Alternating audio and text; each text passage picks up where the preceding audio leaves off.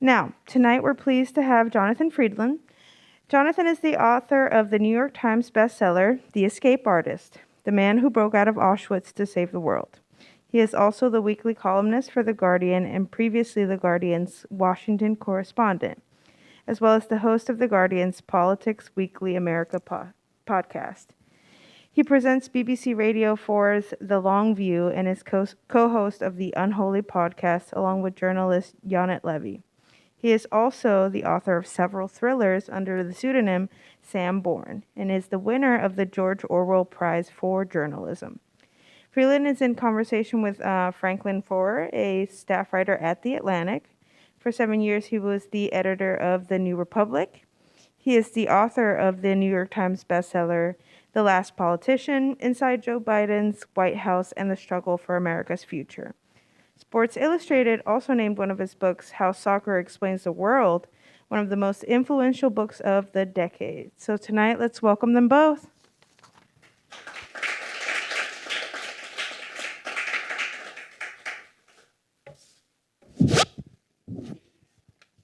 Johnny. Frank. An honor and pleasure to be here to do this with you.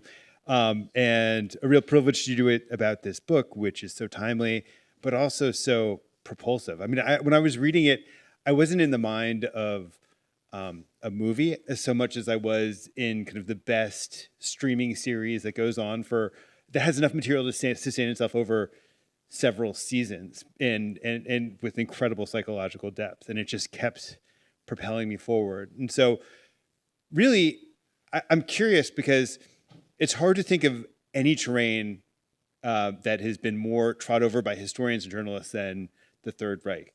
And you discovered this story that I guess apparently hadn't really received much attention at all. No, I mean, thank you. And thanks to all of you for being here. It's quite true that the story in here has not been told in a book before anywhere, including in Germany. It's been forgotten.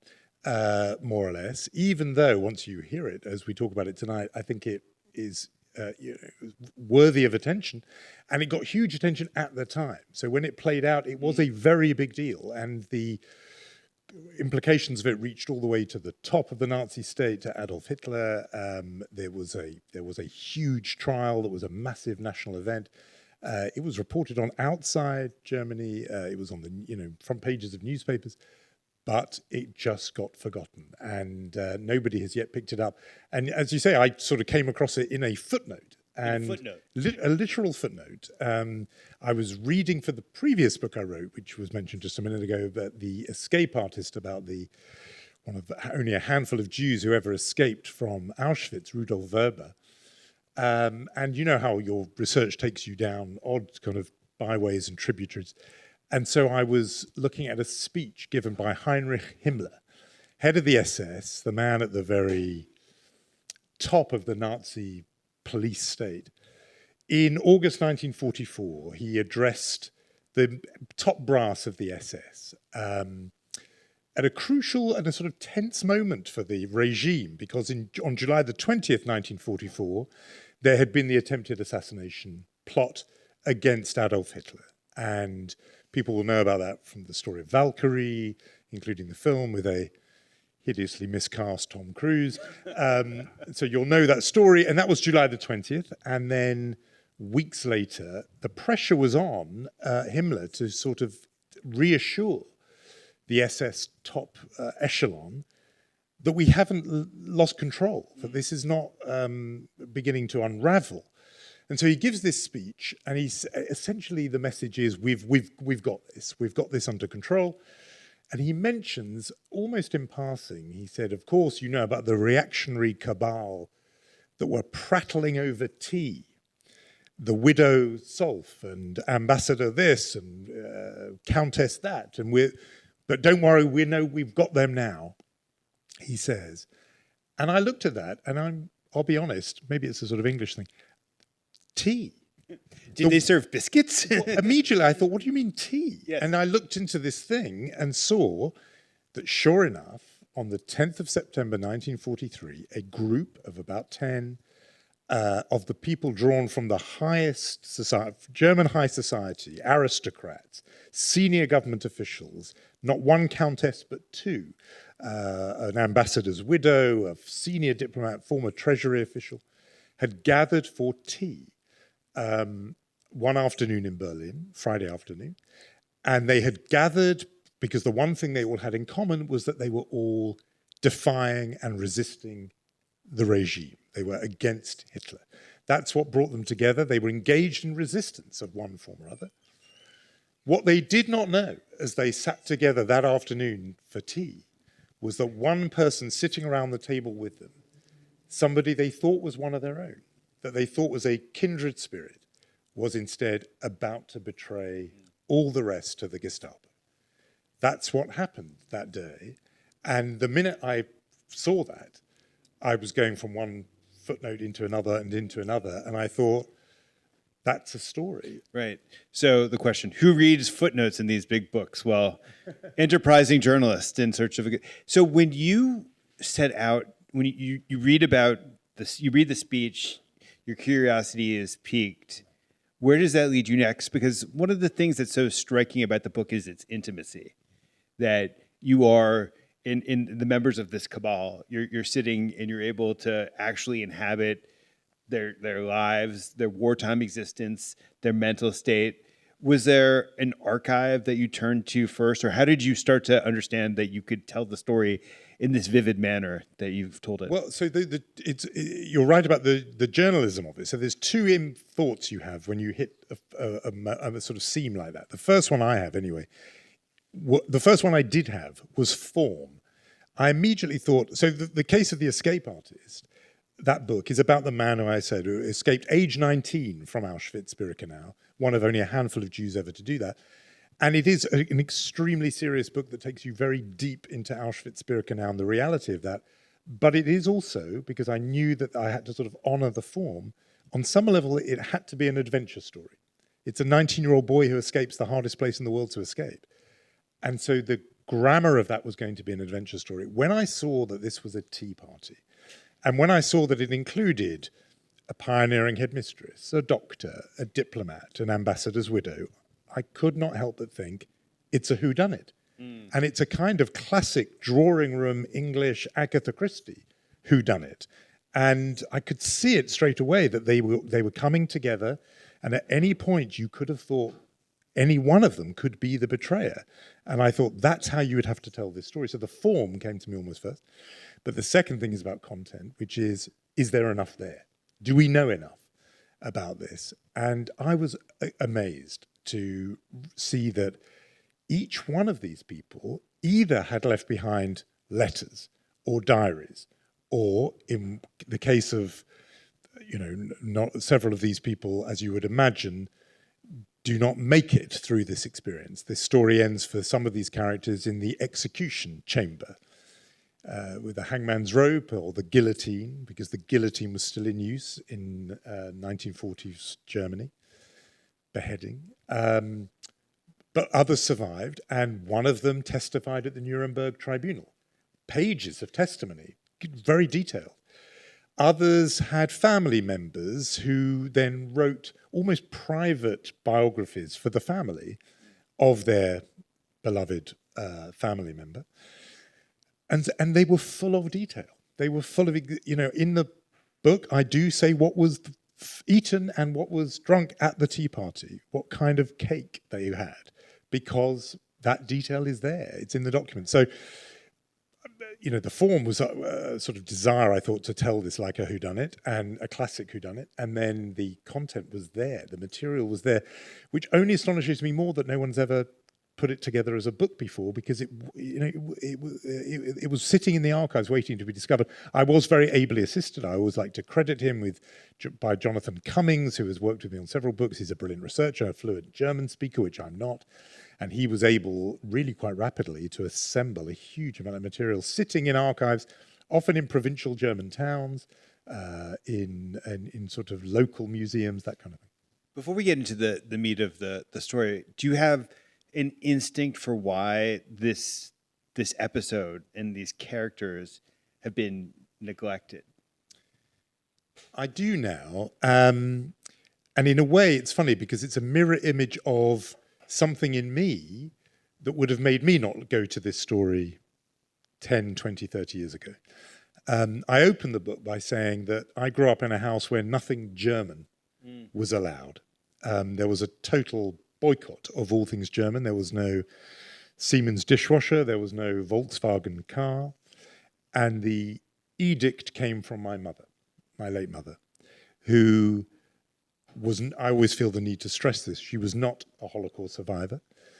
But the way I put it in the book is that she felt the breath of the Shoah on her neck. Incredible phrase. My mother was 8 years old when her own mother was killed in the last German rocket to fall on London of the Blitz, the last one. March the 27th, 1945, weeks before the end of the war in VE Day, a bomb fell on a part of the East End, the Jewish part of London, and it killed 133 people, and 120 of them were Jews. And it was Erev Pesach, it was the morning before Passover. And my mother's mother, my grandmother, who obviously I never knew, was preparing for Passover, was scrubbing the floor. 7:21 in the morning, this bomb lands. It occupies a very small, it is itself in a way a footnote of British wartime history and British Jewish wartime history, but it is important because it was the one sort of inkling British Jews got of the Holocaust, meaning a huge loss of Jewish life in a single moment that was at the hands of the Nazis. Now, it was a bomb, it wasn't the Holocaust. But my mother, it was the defining event of her life and shaped her. I suggest in the book, I think it did shape me as well. She grew up convinced that with a burning hatred of Germany and Germans because of this, and that they had made her really, in effect, an orphan at age 8. Her belief was there were no good Germans. Every last German was culpable. This book comes along and says, well, that's not completely right. There was this group who defied Hitler. And in fact, this group were not just on their own. There's an estimate by an Allied investigator who came to Germany in 1945 with the Americans, who estimated that some 3 million Germans were arrested, jailed, detained for what the Nazis called crimes of dissent, sometimes just a critical remark. 3 million people, not nothing. On the other hand, it equates to about 5% of the population. So 95% were, as my mother taught me to believe, people who fell in line and obeyed and did the Hitler salute and so on, but 5% did not. This is a long roundabout answer to why Germany wouldn't engage with this story. I think, for example, German publishers, there's a nervousness about seeming to emphasize the 5% as if they are trying to deflect away from looking at the 95%. That the responsible thing to do if you're a German, a sort of liberal German, is to grapple and reckon with why did 95% obey? And it is somehow displacement activity to talk about the 5%. And so this book, and it interests me, is being translated into French and Italian and Spanish, Portuguese. This week I discovered Finnish, but not German. Fascinating. Well, I can't let it go because now I want to know psychically what your motivations were. I mean, it's not a belated act of teenage rebellion against your mother, but what given that you grew up with this, what then attracts you to this story? Well, it is a good question. I have sort of wondered about that. Is this some kind of hostile act? Instead, I think it's a kind of, I see it as quite a healing thing, that this is something I'm able to do that she couldn't do because it was too immediate for her.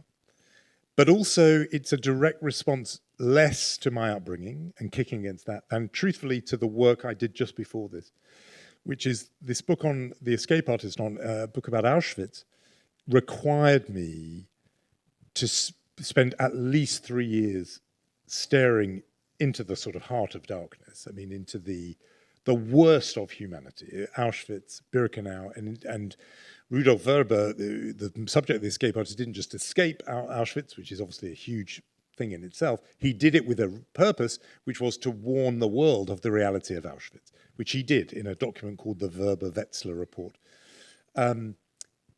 In order to compile that report, he was unflinching in watching, observing, memorizing, and ultimately recording the deep horror of Auschwitz. And it meant, in order to honor his story, I had to be equally unflinching. I was much more graphic in that book than my own personal, predisposition would lead me to be. But I felt I had to do that. And so, many people said to me after reading The Escape Artist, how did you cope with that? And very sort of glibly, I would say, well, actually, it was easier to write than it is to read, meaning I was able to process it by writing, and don't worry, I'm okay. I now think, in retrospect, there was on some level that I needed to go to this story, because this story is about the best of humanity. It is about 9 or 10 people, who engaged in something which is deeply mysterious. I mean, the book is a whodunit. That's the obvious mystery. It's like a crime mystery. But the deeper mystery is, why on earth would people engage in acts of deep, radical, reckless good when they had no reason to do it? I mean, the characters in this book, each one of them would have been unscathed. Their country houses would have been intact. Their fortunes would have been left.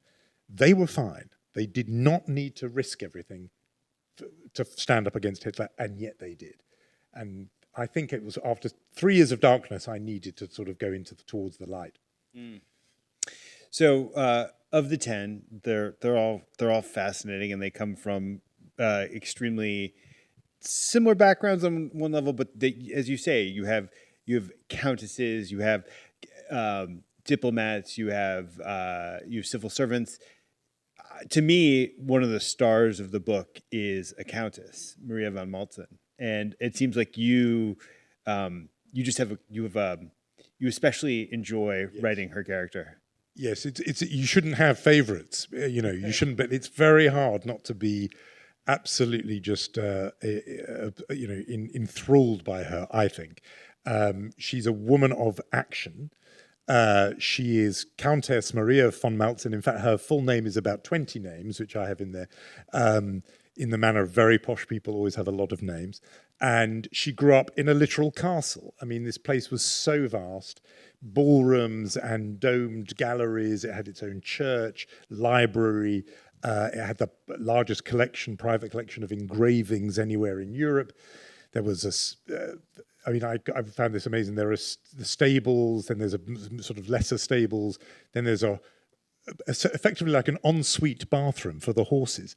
They have their own private bathroom. It's just vast wealth. But she kicks against that from the very start and rebels against what her parents, and particularly her mother, have ordained for her. And she decides she really wants to be a vet, which they look down upon. But she's determined, she loves animals, and they also instruct her mother, who's a conviction anti-Semite. Her mother says, whatever you do, you mustn't ever marry a Jew. So, of course, she leaves home very, very young, and she hangs out with the Bohemian set, and her first husband, actually, is like a character out of Cabaret. He's this very sort of Bohemian and Jewish cabaret artist. So she's an archetype that you can imagine, which we see recur down the decades and generations, which is the aristocratic daughter who sort of slums it and rebels. So that relationship didn't work out. She then, when the Nazi period begins in earnest, she engages in direct acts of resistance, and particularly she turns her home into an unofficial refuge for hidden Jews. Now, this is something I didn't know much about before working on this book, is that even in 1943, like when the war is absolutely, you're in the heart of it, when the Nazi Empire is enormous, there were still Jews hidden but living in Berlin, around 1,500 of them. And they were known as submarines, in the sense they had to be hidden, they had to be silent, and they had to be beneath the surface. So they were known as submarines. She would have up to 20 submarines, hiding in her apartment at any given evening. They were under very strict instructions. They couldn't talk to each other, obviously, when she was out, because the neighbors would hear whispering. They couldn't use the stove because smoke would come from the chimney. They couldn't flush the toilet because that would make a sound. They were always on the lookout for their neighbors. But among these 20 or so that she was hiding was one in particular who was, because Maria being Maria, her own secret Jewish lover, who she was involved with for several years. And they had their own arrangement, which was, should the Gestapo ever come to call, I put that as if it's a social call, should they come and knock on the door from the Gestapo, he had a hiding place that they had built together. It was a kind of cavity under a sofa bed, under a mattress, a wooden sort of box. And Maria was very practical, another very admirable quality of hers. So she had got a drill and drilled a series of bolts so that this box could be locked from the inside. And every morning when she would leave, she would put inside the box a glass of water and a couple of tablets of codeine to suppress the cough that might give Hans Herschel, her lover, away. Sure enough, one day the knock on the door comes. There are Gestapo agents at the door, and I thought I would read. Please. This is a little episode from that moment. So, the knock on the door has come, and the Gestapo men come inside. The search of the apartment continued. Lying in the box, Hans could hear the sound of feet scurrying across the floorboards. Maria was throwing a ball for her 2 dogs. Audibly irritated, the Gestapo men asked her to stop, but she refused. This was the hour when the animals had to be exercised. They were used to their afternoon walk, she explained. As 3 o'clock passed, then 4, they kept up their fusillade of questions. We know that a Jewish girl used your apartment for 2 weeks, they said. It's true that I employed a girl, but she wasn't Jewish, Maria replied. The papers were absolutely in order. No, they were fake, said one of the Gestapo men. Maria asked how she, a mere veterinary student, could possibly know of such things. Indeed, she seemed shocked at the very idea. By now, they were in the bedroom. Hans could hear the 3 voices as the formal interrogation began. The men told Maria to sit. She lowered herself onto the sofa bed. We know you are harbouring Jews, they said. That's completely ridiculous, replied Maria, with all the hauteur she could muster. Inches below her, Hans Herschel lay motionless. The Countess was gesturing towards the portrait of her father, an aristocrat in dress uniform that held pride of place in that room. You don't believe that I, as this man's daughter, am hiding Jews? Hans stayed rigid, listening to every word. And now came the moment he dreaded. The Gestapo men insisted that Maria open up the 2 sofa beds that were in that room. Hans could hear as she opened the first easily, doubtless revealing the empty space within with a flourish that confirmed the agents were wasting their time. They turned to the second, his one. He could feel movement, the effort to lift the lid. Sorry, it won't open, Maria was saying. She explained that soon after she bought it, she'd tried, but without success. It could not be done. The men were not persuaded. They were tugging at it, determined to prise the opening apart. And now Maria took a gamble, one that required iron self-confidence. Hans heard the words she used, but could let out no gasp as she made her suggestion to the Gestapo. Take out your gun and shoot through the couch. She seemed deadly serious, as if she were not setting a dare so much as offering a reasonable solution to the standoff. If you don't believe me, all you have to do is take out your gun and shoot through the couch. How long did Hans lie there, waiting for the Nazis' response? How long did Maria's words hang in the air as he braced himself? It would have taken only a second for one of the men to pull out a pistol and call this imperious woman's bluff. If they did, how long would it take for Hans to die? A few seconds? A minute? Was one of them, even now, training his weapon on the bedbox? The barrel would be just inches away. And then Maria spoke again. However, she said, she had one condition. If they went ahead and opened fire, I insist that you give me a credit note for new upholstery fabric and that you pay the repair costs. She was adamant that there was no room for a raggedy piece of furniture in any home of hers, and I would like to have that in writing from you, in advance. It seemed that after nearly a decade of dealing with the National Socialist masters of the New Reich, and indeed with bureaucrats of every stripe, Maria had learned one thing, that such men feared straying beyond their authority.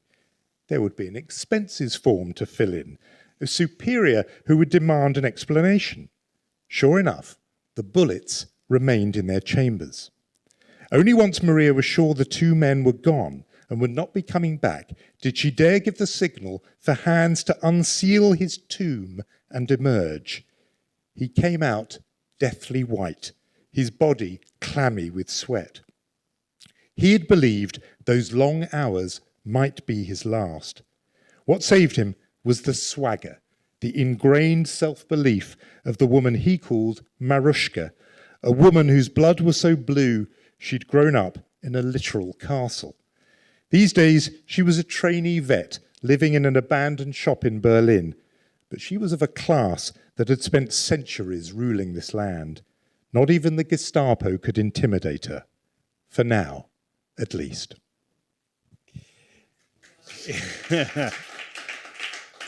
It's so gripping. And like, is there a patrician word for chutzpah, German patrician? Because that's actually an important part of the story, that you have a series of people who come from an aristocratic background, and that background gives them a sense of entitlement that allows them to dissent. Yeah, it's exactly right. That imperious, I mean, it really, put a lot of weight on that word, this imperious woman, the confidence, the swagger, ingrained self-belief. It was so important because people of her class kind of regarded Hitler as some sort of upstart, a sort of vulgarian who had, a horrible little man who had sort of come up somehow, but a sense that he would come and he would go. And her family had been there for centuries, and that equips you with a kind of self-confidence. It's worth stressing, I always feel the need to say this, most aristocrats did not behave like this, right? It's not as if the aristocrats were really involved in resistance. On the contrary, there's some study that says 3,500 people with titles and so on joined the Nazi Party, drawn incidentally early on because one of Hitler's promises when he was, before he was in power, was that he would restore the titles of the nobility that had been stripped from them in the Weimar Republic era. So people, the Duke of Hesse and the King of Saxony, could call themselves those names again, which they hadn't been able to do. So most did not. So it definitely wasn't necessary, but it definitely wasn't sufficient, but it may have been necessary to have that inner confidence that enables her to face down the Gestapo. She's throwing a ball for the dogs. The Gestapo tell her to stop. She says, no, they need their exercise. That's a kind of confidence that most people would not have had.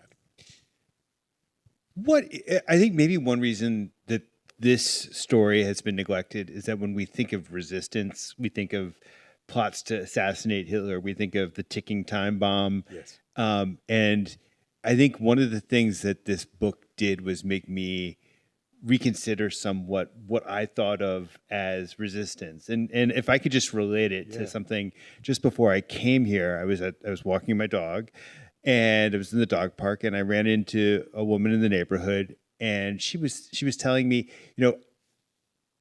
I've been so angry about what's happening, and my husband keeps telling me, well, stop being angry, do something. And she said, well, how do I resist? And I thought, well, I have a book for you.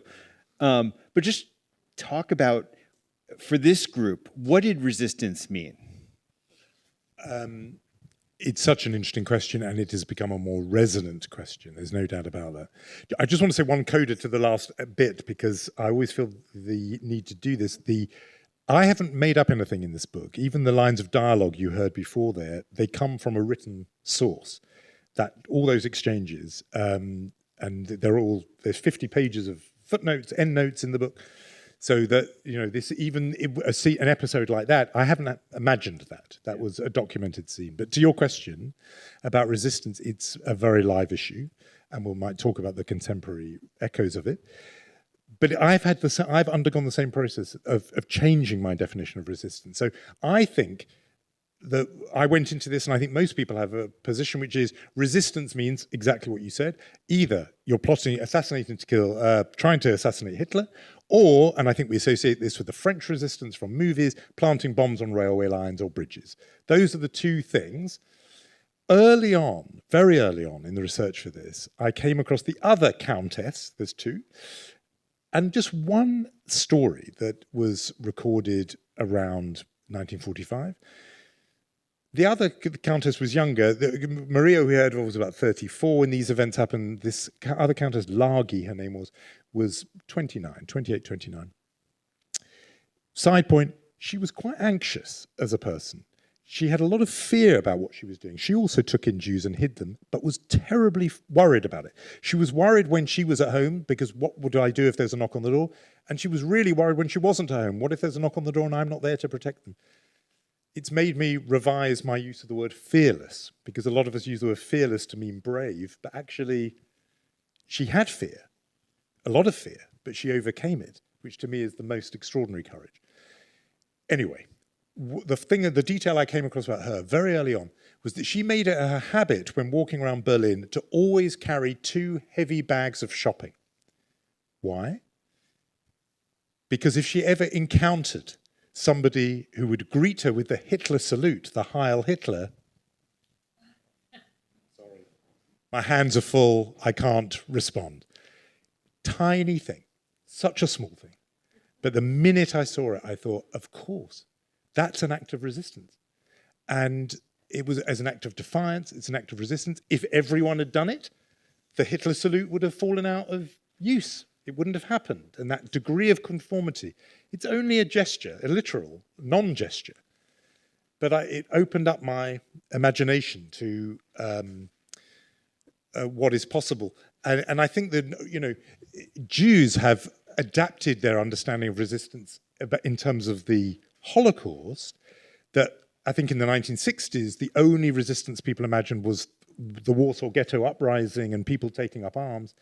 And then came to realize that if somebody remembered that it was Passover in one of the camps and remembered to say a prayer, that was an act of resistance. Well, I extend the same expanded definition to these people. And somebody who thinks I'm always going to carry 2 heavy bags of shopping, so I will not raise my arm in a Hitler salute, that's an act of defiance. Because I think that maybe the instinct that we have, if you transpose this to other contexts, is to say, all right, that small personal gesture is performative, or it's so individual, it won't ever ripple through society. But you've arrived at a very different conclusion. I have. I've arrived at the conclusion that if you remind people that what we have now has not always been this way, that these things there is another way that society can be organized, and that there was once before, and you just jolt people out of accepting things as normal.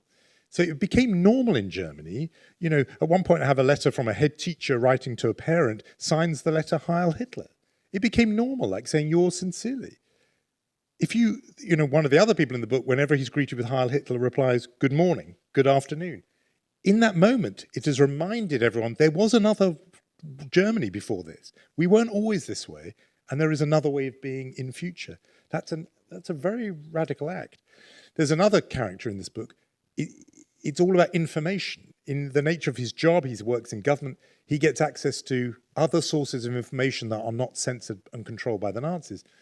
He gets to see a copy of the Times of London and the New York Times, and he then makes it a point of telling people facts, even people he doesn't really know very well. He will just tell them, that battle that happened 3 days ago, I know on the radio they said it was a victory, but actually it was a defeat. He would tell people this.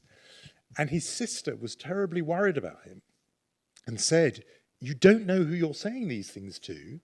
You're taking a terrible risk. And he said, I can't think about that, because in a world where everyone is lying, someone must tell the truth. I mean, that sentence leapt out at me when I saw that he just felt the act of saying a true thing in a world of lies was itself an act of resistance. So as you're describing these acts of resistance, I'm thinking about so many of the inherited ideas I have about life in the Third Reich, and that there's the image of totalitarianism, and like the very metaphor of totalitarianism, it kind of means that that it's totalizing, that there is no space, and that's kind of part of the way the system works. Yet you seem to you found the pockets, or these people found the pockets, right? And the pockets are very small, but they're meaningful. Yes, and they're meaningful because the system is so total. So it is quite true. They did their little acts, 2 shopping bags, but that was so because let's just talk about the total aspect of it, because the way I think one thing that's striking is the way in which neighbors rat on neighbors, is that things we associate with kind of East Germany or communism are actually very much there in Nazi Germany. Yeah, I mean, interestingly, a lot of the documents for this book are found in the Stasi archives, and there are real echoes. And I think it's fascinating, again, what the popular culture has done, where the paranoia, the constant surveillance, the spying we associate with East Germany, but it was absolutely happening there. For people who lived in East Germany, there was complete continuity. They had lived like this since 1933, right up till, in a way, 1989. That's what I mean about the gestures are small because the surveillance and the regime is so total. So things that I didn't know. I did not know that, for example, propaganda speeches were on megaphones attached to lampposts in the street. You could not, if you left your home because you couldn't bear what was on the radio, it was on every channel, you'd walk out into the street, you'd still hear Goebbels giving a speech. It was on every newspaper. It was on sheets that would be in the restaurants. It would be everywhere. The sense of risk of speaking was such because neighbors did spy on neighbors, family members spied on family members, colleagues on colleagues. And that was for, and one of the things I hadn't appreciated as well was when people informed on their neighbors, it was very often because they themselves had become... That's true for Maria, right? So that raid that I described and read to you tonight came about because somebody in her building had accused her of harboring Jews after the accuser was themselves accused of harboring Jews and may actually have done that, may have harbored Jews for all we know. So, and the one way, if you were somebody who was doing quite a good thing, the way to get suspicion off you was to inform on someone else. And people, the desperation that you can imagine living in that kind of society where it's either you or them, and people are watching and monitoring each other all the time, partly to save their own skin, partly because they believed in the regime. There are a lot of true believers in this story. Very fascinated by questions about trust, because in this environment that you're describing, it'd be very hard to trust anybody. And in fact, as the Tea Party reveals, there were people maybe should have been more mistrustful than they actually were. But it's a circle. And in the end, it kind of needed to be a circle. And that the way in which you're describing maybe the continuum of resistance, where the shopping bags are at one end, and then actually saving Jewish lives is at the other end. Yeah. And it feels like you can't, to minimize one would be to discount the ultimate courage that leads to the other, and that this circle actually existed was something that its individual members needed to know on some psychic level. Yeah, I think that's right. I think it's absolutely crucial that they were a group because they got psychological comfort and sustenance from it, the sense you are not alone. These regimes are very good at making people feel very alone, and isolating people from each other. That's why, in a way, their guard was down at that Tea Party, because it was such a relief to be among people who just thought the same way. You didn't have to be getting out the plans of the sewers, spreading them on the table and planning where you're going to put the bombs, just to be with people who were thinking of a Germany without Hitler, that were making plans for that you knew felt the same way you did. That was tremendously important. I mean, one thing I would say is that the space was so little and narrow, partly because not them as individuals, but in a way everyone who was a dissenter in that regime, they had left it very late. That the space for action, the time for action had been much, much earlier. Now, as it happens, these people had done things really early on, several of them. So, there's the character of Otto Keep, this diplomat who was a star in the diplomatic corps. He was consul general of Germany in New York City in 1933. He'd been appointed several years earlier. He'd been there. He was there when the government changed, and suddenly his new boss is Adolf Hitler. And he's, just responding to this new reality when an invitation arrives on his desk for a dinner that's going to be at the Waldorf Hotel in New York, which is a joint fundraiser for the Hebrew University of Jerusalem and the Jewish Telegraphic Agency. Their honored guest is the world's most famous scientist, in a way, one of the world's most famous Germans, but certainly the world's most famous Jew, Albert Einstein. Will Consul General Keep do us the honor of attending this Jewish fundraising dinner? They obviously hadn't understood what the new regime meant to send such an invitation, but he understands, and he looks at this invitation and thinks, if I go, I am defying my new masters in Berlin. If I don't go, I am implementing their anti-Semitic agenda of exclusion, and he has to make that decision. So these things are very early in 1933, but in a way that's when the moment for the bigger gestures were then, and the space got shrunk and shrunk and shrunk. So by 1943, we are talking, to use your word, about pockets of action. That it just feels so resonant to the idea, don't wait till it's too late. And one thing I hadn't actually known, I'm sorry, this is just a fascination. I hadn't realized there was an assassination plot in America to kill Einstein. Yeah. There were some German students who were in New York and who were fully signed up for the Nazi project and thought this Jew is visiting America and bad-mouthing Germany, and there was a real incredible plot to kill Einstein. Columbia students, right? Incredibly, it was Columbia students. So there was, exactly, there was student radicalism at Columbia. We're not going to extract any lessons.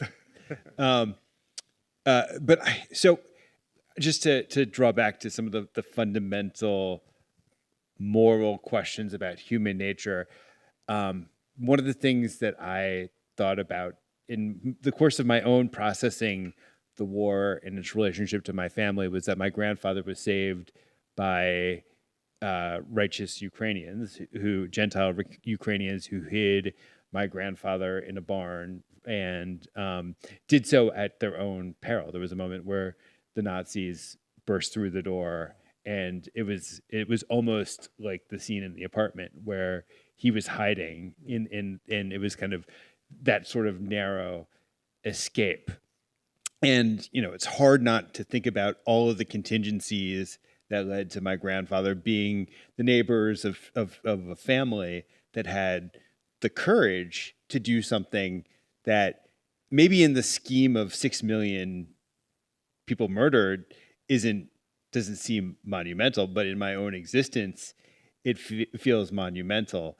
And I know you posed the question at the beginning of the book, which is, would you, if you were living in similar circumstances, would you have had the courage to resist? And it doesn't feel like it's that easy of a question to answer, or maybe it is. Maybe the obvious answer is probably not. Well, that's the journey in a way I have gone on, because I think we are, and I say we meaning the people of 2025, look back on the people of then quite judgmentally, and we think, why didn't more resist? And, it's great that there is this number of, say, Poles who were righteous Gentiles righteous among the nations, and they're honored in Yad Vashem, absolutely rightly. But there's an implication that what more should have done it, that we pay great attention, and again, rightly, to those who collaborated in Poland or Ukraine or Latvia or Lithuania and Estonia and so on.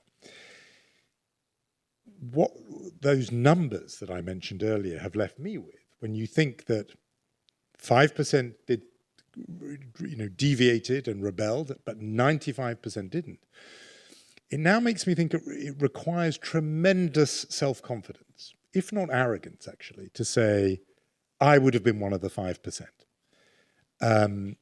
When you look at these stories, when you realize what it entailed, as I say, it requires a high degree of confidence in yourself to say, I would have been one of those 5%. And yet, I think all of us, when we look at the Second World War period, the question we cannot help but ask ourselves is, what would I have done? And I think most of us do instinctively, we certainly want to say, well, obviously I would have resisted, I couldn't have gone along with this.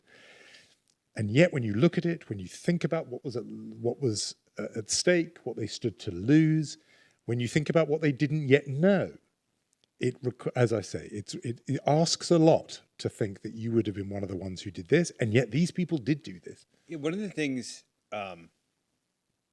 as I think back to the extremities, or when I think about the extremities of war and Holocaust and mass slaughter, I think about differences between the family members of mine who survived and those who didn't.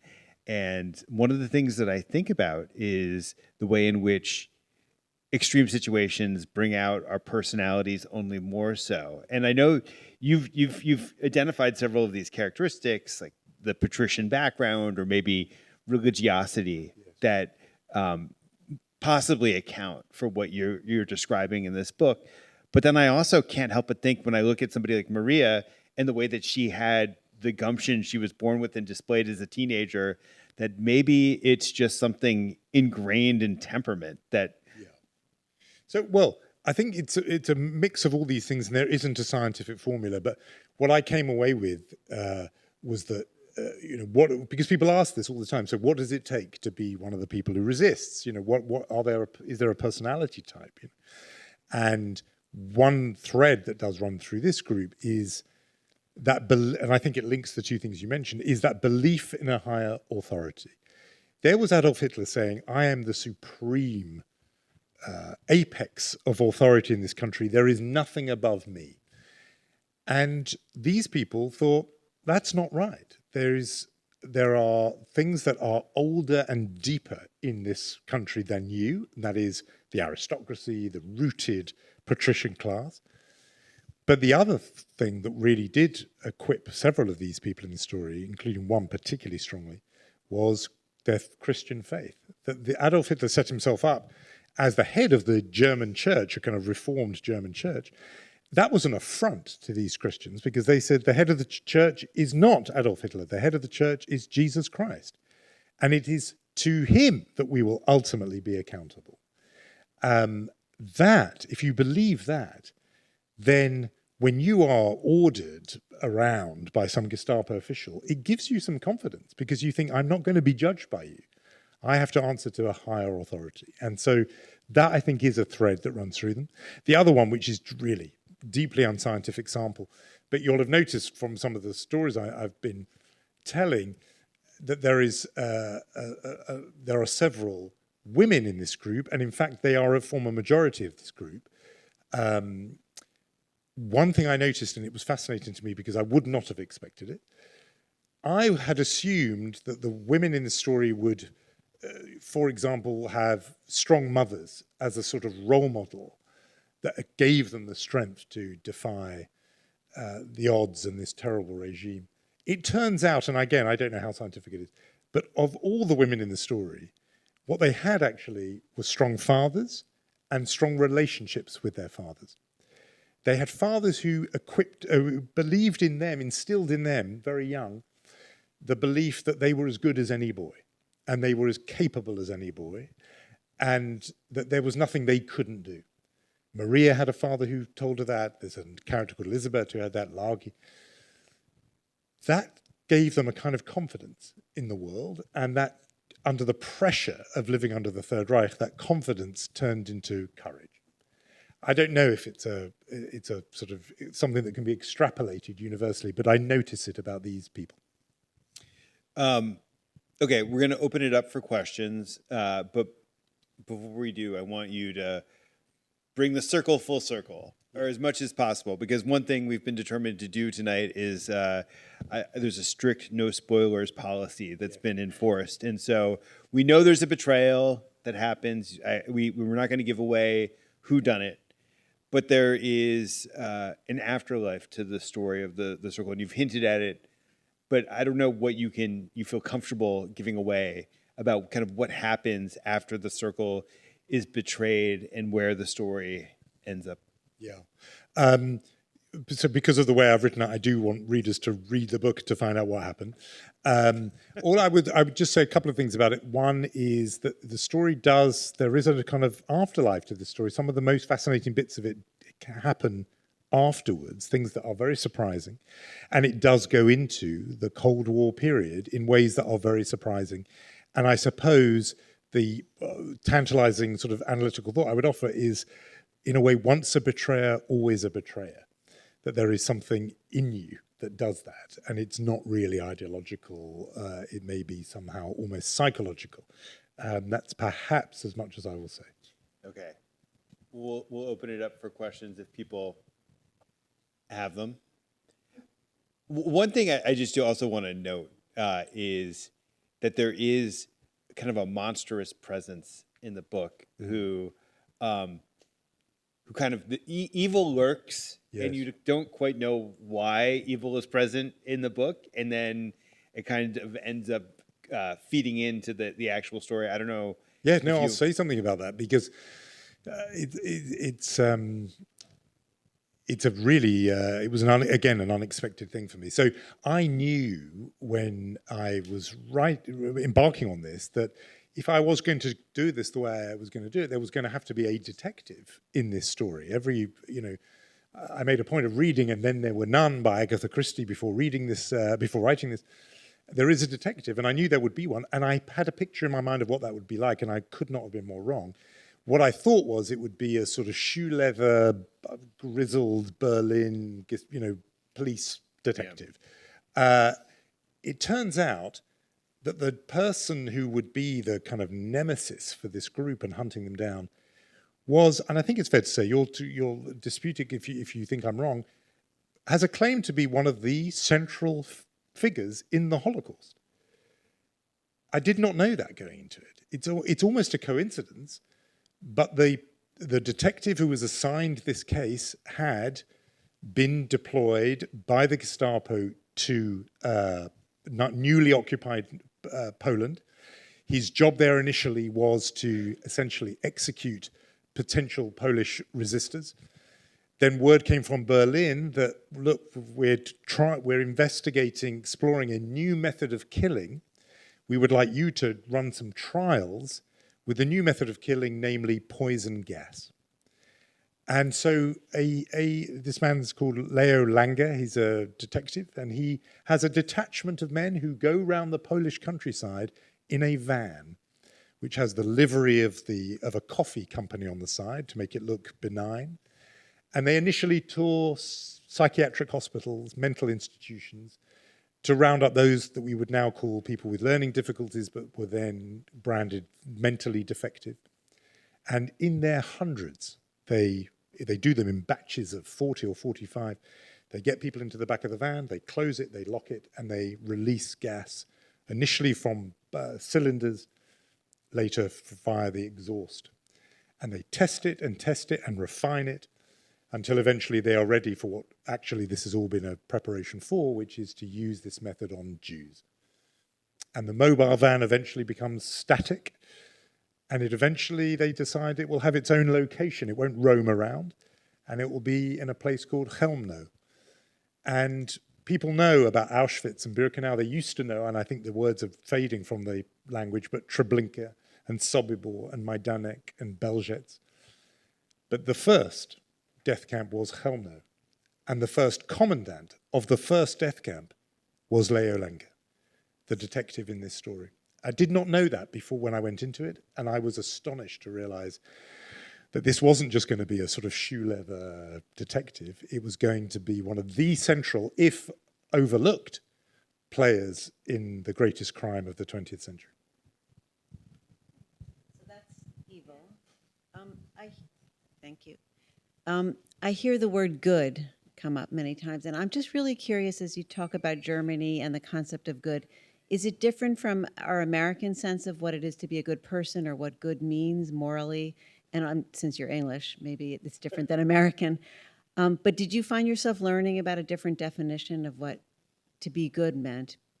Because I hear you use the word arrogant, and I hear you use the word, to describe these people, maybe patriotic, but were they good people? And was good different in Germany back then?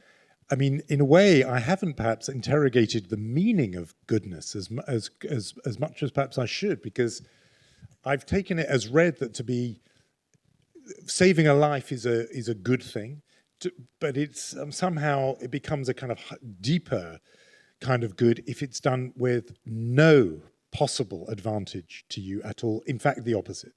So if you are taking a risk that can only bring trouble to you, and you're doing it so that another person might live, another person you don't even know. I mean, there are sort of Jewish religious notions about giving, where the highest form of giving is to give when you get no credit and you don't know the other person. This is almost like an example of that. It seemed to me a kind of radical, extreme good, because it's beyond anything we would even ask of somebody. It's not, it seems, it's a totally noble quality. When I was describing arrogance, I was talking about it with admiration. I mean, I was talking about the kind of swagger that enables you to face down a Gestapo man. I like that about them because it gave them a confidence. But the same quality of that arrogance harnessed to different people was obviously completely unappealing. No, these were people who did good things, purely good things. As for whether they're good people, it just gives me an opportunity to say what they aren't is sort of heroes in the kind of wearing capes and lantern-jawed. They're really flawed. They're inconsistent. They make some very bad decisions. There's naivety in there.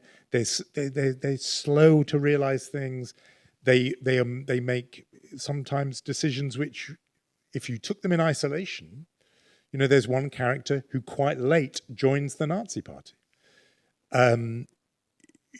You would read that and say, so-and-so was a member of the Nazi party. How could you say they were anything other than evil? And yet you'll see what that person does.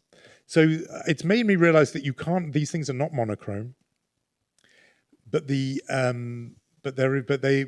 even people who are flawed and inconsistent, and in some cases, arrogant and unappealing, are capable of acts of extreme good. And that, I think, is part of the mystery of it. But the meaning of goodness is a very interesting theme.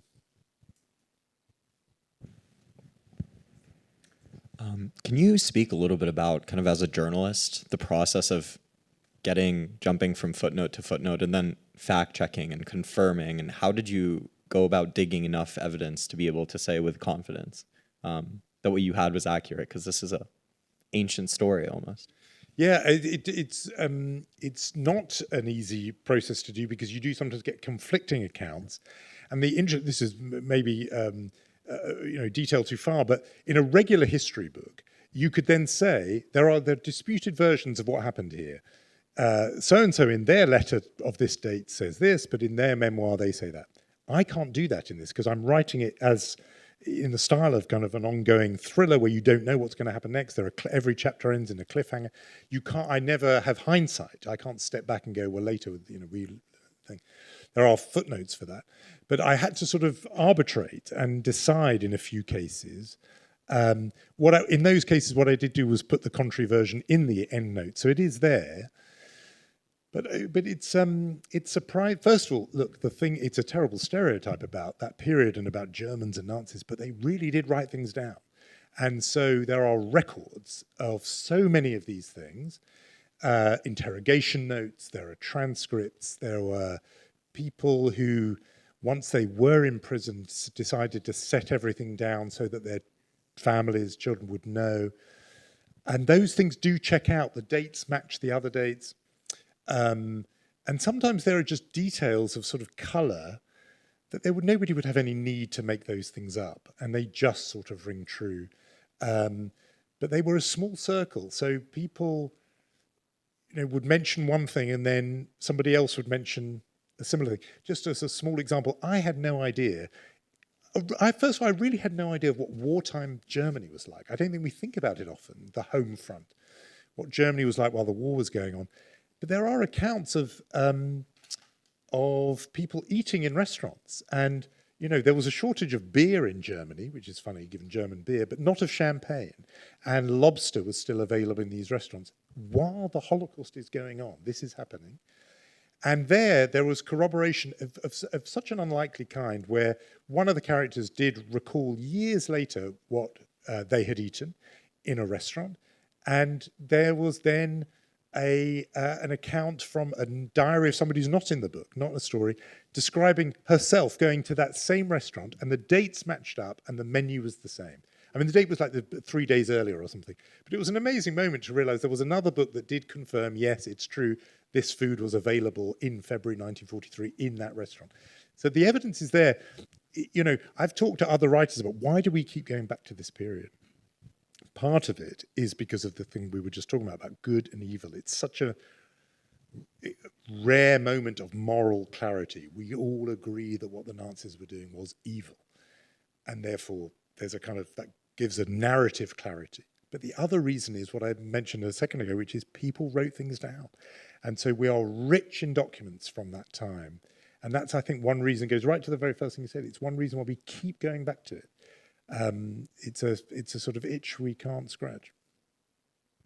Well, it's also, I think, part of the exhilaration that comes through in the way that you just described that, and I think that propels the prose forward, is that you're finding new things about one of the most written about events in human history, and the details aren't merely as ephemeral or trivial as a menu. They're about profound acts of resistance and courage, and it's thrilling to read. And grateful that you were able to share it with us tonight. Thank you. Thank you. Thank you.